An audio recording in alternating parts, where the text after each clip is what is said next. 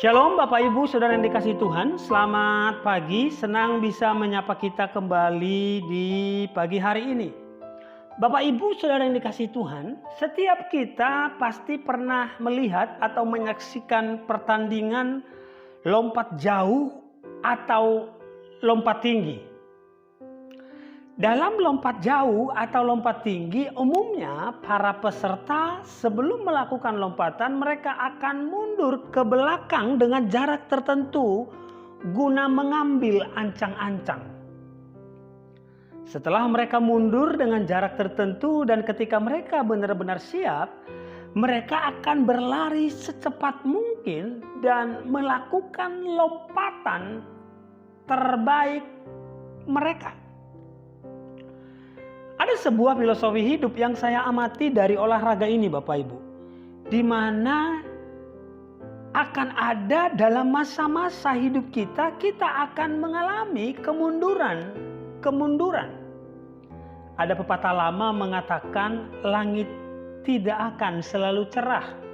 Hidup kita tidak akan selalu maju. Ada masa-masa dalam hidup kita mengalami kemunduran.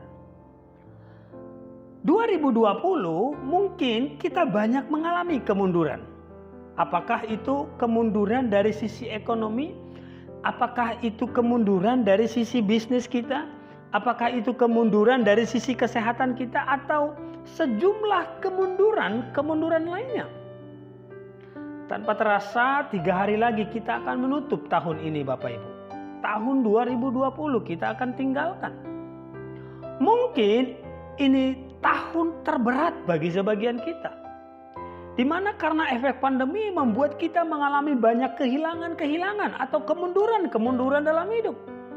Tetapi pesan saya, janganlah kita larut dengan semua cerita hidup di tahun 2020 ini.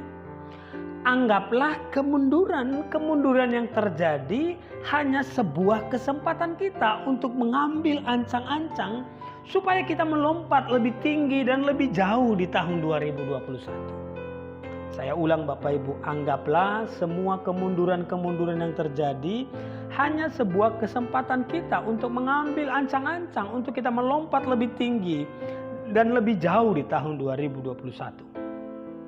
Dalam suratnya kepada jemaat yang ada di Filipi, Paulus pernah berkata begini Bapak Ibu. Dalam Filipi pasal 3 ayat 13. Saudara-saudara, aku sendiri tidak menganggap bahwa aku telah menangkapnya.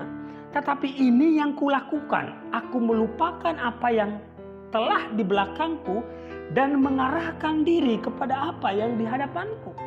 Kalimat terakhir Paulus ini menurut saya perlu menjadi perenungan bagi kita untuk mengakhiri tahun ini. Dia mengatakan, aku melupakan apa yang di belakangku dan mengarahkan diri pada apa yang ada di hadapanku atau yang di hadapanku.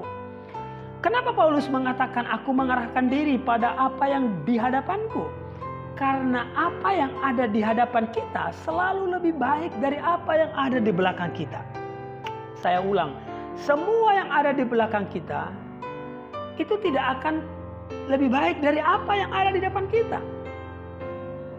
2020 akan tinggal menjadi kenangan dan 2021 kita akan kembali menuliskan cerita bersama dengan Tuhan. Percayalah, yang di depan kita pasti lebih baik dari apa yang ada di belakang kita. Amin. Bapak Ibu Saudara kasih Tuhan, demikian kebenaran firman Tuhan. Selamat merenungkan dan selamat menyongsong tahun baru 2021. God